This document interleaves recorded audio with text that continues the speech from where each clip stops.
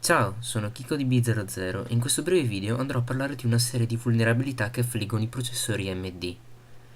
Sicuramente ricorderete la falla di sicurezza che a inizio anno ha fatto scalpore, tanto che per qualche settimana non si è parlato d'altro. E adesso passiamo ad una serie di vulnerabilità di cui sono venuta a conoscenza per caso da poche ore, anche se sono state scoperte all'incirca a metà marzo 2018 e che affliggono solamente i processori AMD. Queste falle, al momento della registrazione di questo video, sembrano essersi verificate solamente su Windows e sono suddivisi in 4 grandi categorie: Ryzen Fall, Master Key, Fallout e Chimera, e sembrano coinvolgere i processori Ryzen e i processori per server EPYC.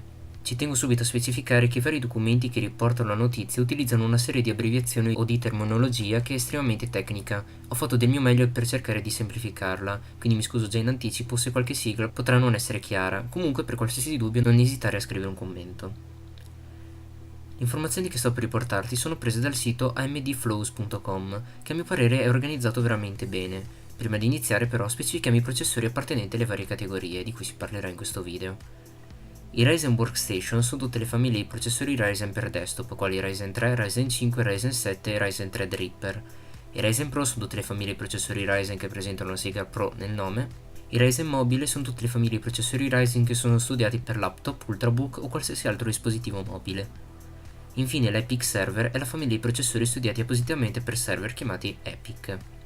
Come detto in precedenza, ci sono ben 13 falle che sono suddivise in 4 categorie. Iniziamo con Master Key, che al momento colpisce solamente EPYC e Ryzen per Workstation. Le 3 varianti permettono l'esecuzione di codice e l'installazione di malware all'interno dell'AMD Secure Processor. Quest'ultimo permette di avviare un boot sicuro dal BIOS ad un software sicuro chiamato Trusted Execution Environment, indipendente dal processore stesso.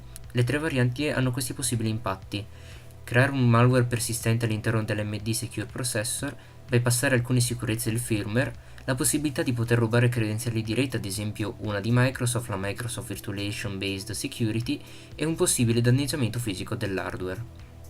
Passiamo poi a Ryzen Fall e Fallout, che colpiscono Ryzen per Workstation, Ryzen Pro e EPYC Server. Nella prima variante, che è l'unica a funzionare anche su Ryzen mobile, permette di scrivere in parti protette della memoria, ad esempio nella Windows Isolated User Mode o nelle Isolated Kernel Mode. Questi ultimi sono dei concetti realmente avanzati, ma che comunque permettono di non far eseguire a Windows alcuni malware in alcune parti di avvio del sistema operativo, se eseguiti da una macchina virtuale.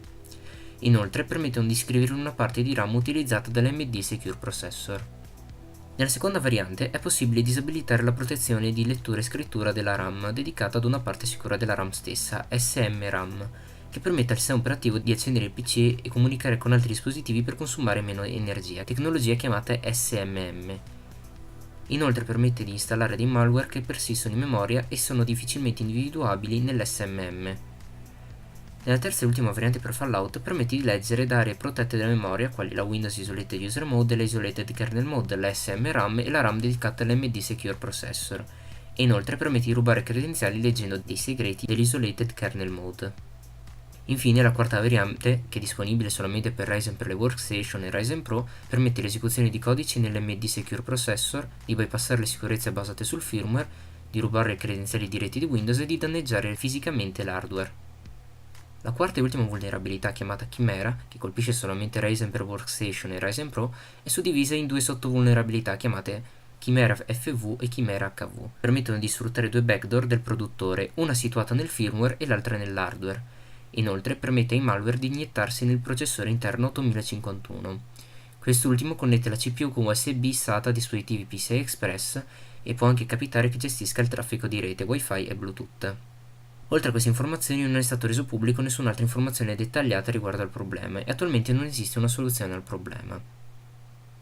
Comunque rinnovo il mio invito a mantenere aggiornato il computer e i vari programmi installati, specialmente antivirus. Quindi anche per questo video è tutto, se ti è stato utile lascia un mi piace, iscriviti al canale e se hai ancora dubbi lascia anche un commento qui sotto.